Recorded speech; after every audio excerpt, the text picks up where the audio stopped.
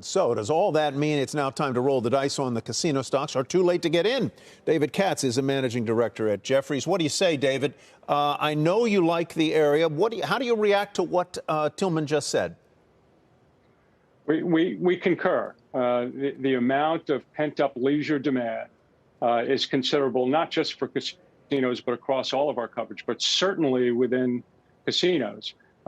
However, when we're picking stocks today, I think that is, been an evolving trend, an increasingly more positive trend, but not a new trend.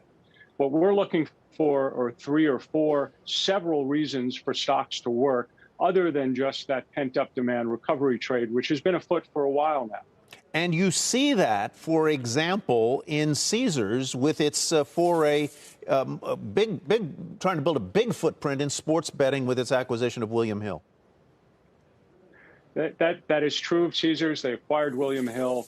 It gives them the entirety of the enterprise in the United States for iGaming and sports betting.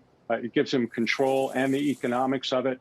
And integrating it along with the loyalty program that Caesars is known for, Total Rewards, we think should be, quite compelling. And that is a strategy that is evolving because that deal just closed several weeks ago. So we have yet to really feel the full thrust of what that strategy could be. And MGM is not ceding that space one bit. I believe they have an on-site betting parlor, but I guess the word seems like such an antique word to use, David, but a betting location at the Washington Nationals ballpark that's it's either open or opening very soon.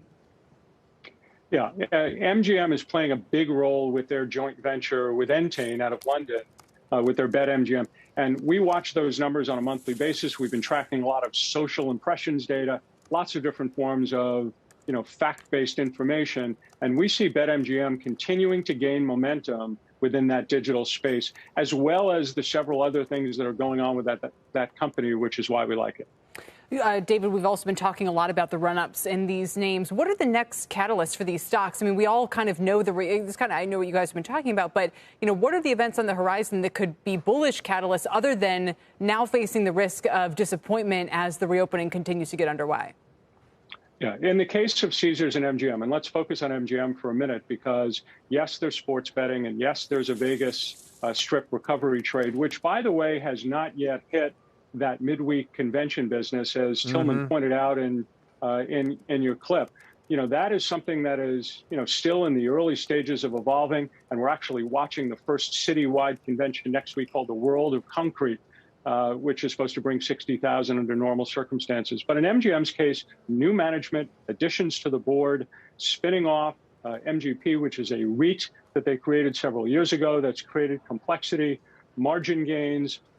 So there's lots of reasons to like MGM beyond just sports betting and recovery. I was going to ask you about the return of business travelers and convention business and its importance to those names, because I think that's probably a later year phenomenon in 2021 and 2022 as those businesses come back. We'll be watching. David Katz. Shepard Smith here. Thanks for watching CNBC on YouTube.